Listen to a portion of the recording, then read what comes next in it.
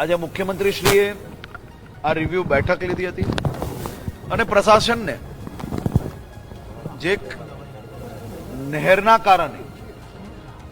અને ખાડીના કારણે જે પાણી ભરાવાનું જે કારણ જે ભૂતકાળમાં બી સામે આવ્યું હતું એ ફરી કેમ આવ્યું અને આવો ભવિષ્યની અંદર પ્રશ્ન ના ઊભો થાય તે માટે મુખ્યમંત્રીશ્રીએ મહાનગરપાલિકાને કહ્યું છે કે તાત્કાલિક એનું પ્લાન કરીને અમલમાં મૂકીને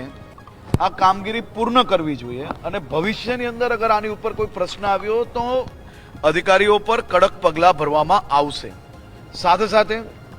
કોઈ બી જગ્યા પર મહાનગરપાલિકા હોય કે બીજું પ્રશાસન હોય કોઈ બી લેપ્સ થઈ હોય તો એની સંપૂર્ણપણે તપાસ થઈને એ લોકો પર પગલાં ભરવામાં આવે।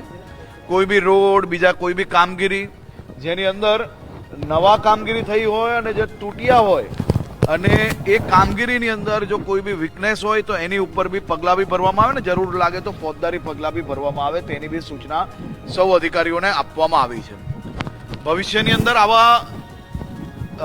વરસાદના કારણે ખાસ કરીને ખાડીને લઈને સુરત શહેરમાં પૂર ના આવે